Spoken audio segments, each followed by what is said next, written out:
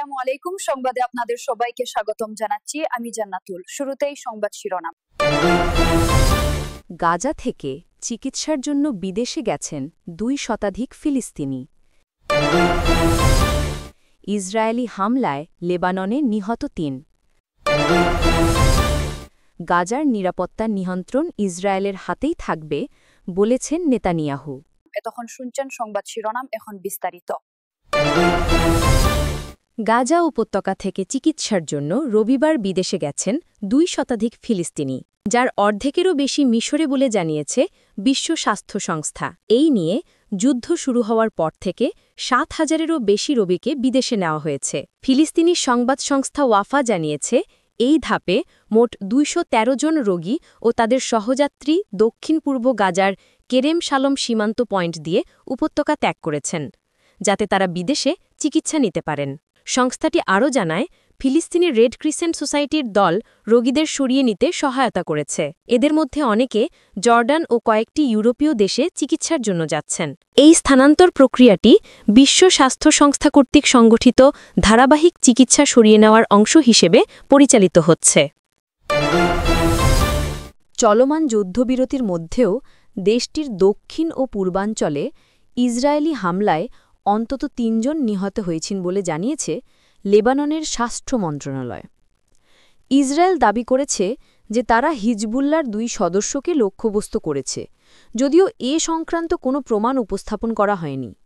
কর্তৃপক্ষ জানায়, টায়ার প্রদেশের নাকৌরা এলাকায় এক গাড়িতে চালানো ইসরায়েলি শত্রুর হামলায় একজন নিহত হয়েছেন। আরেকটি হামলা হয় পূর্বাঞ্চলীয় বালবেক অঞ্চলের নবী শীট এলাকায়, যেখানে আরেকজনের মৃত্যু ঘটে।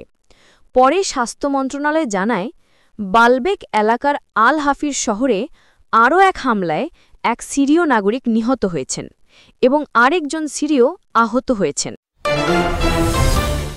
মার্কিন মধ্যস্থতায় হওয়া যুদ্ধবিরতি চুক্তিতে স্বাক্ষর করা সত্ত্বেও ইসরায়েল রবিবার জোর দিয়ে বলেছে তারা গাজার অভ্যন্তরীণ নিরাপত্তা নিয়ন্ত্রণ করবে, যেখানে একটি আন্তর্জাতিক নিরাপত্তা বাহিনী মোতায়েনের কথা রয়েছে। প্রধানমন্ত্রী বেনিয়ামিন নেতানিয়াহু মন্ত্রীদের বলেন, ইসরায়েল তার শত্রুদের উপর কখনো কোথায় হামলা চালাবে এবং কোন কোন দেশকে যুদ্ধবিরতি তদারকির জন্য সেনা পাঠাতে দেওয়া হবে সেই সিদ্ধান্ত তারা নিজেরাই নেবে। নেতানিয়াহু বলেন, ইসরায়েল একটি স্বাধীন রাষ্ট্র। আমরা আমাদের নিজস্ব উপায়ে নিজেদের রক্ষা করব এবং আমরা আমাদের ভাগ্য নিজেরাই নির্ধারণ করে যাব। এর জন্য আমরা কারও অনুমোদনের অপেক্ষা করি না।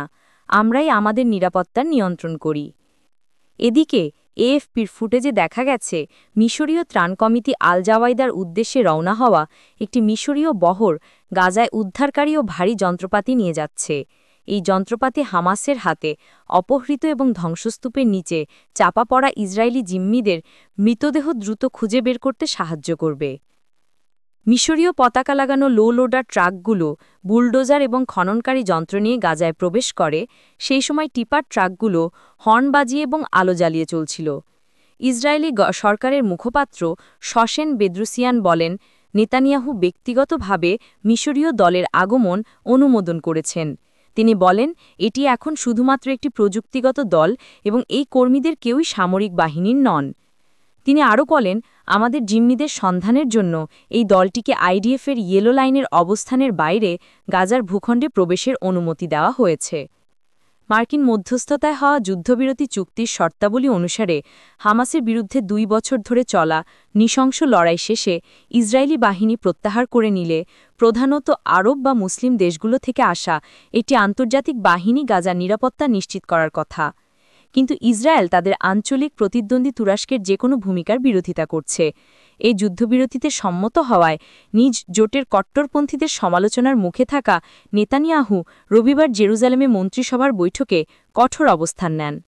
মার্কিন secretary of state Marco Rubio ওয়াশিংটনের কর্মকর্তাদের উচ্চ পর্যায়ের সফরের সমাপ্তি টানার একদিন পর নেতানিয়াহু বলেন, আন্তর্জাতিক বাহিনীর বিষয়ে আমরা স্পষ্ট করে দিয়েছি, কোন বাহিনী আমাদের কাছে অগ্রহণযোগ্য তা ইসরায়েলই নির্ধারণ করবে।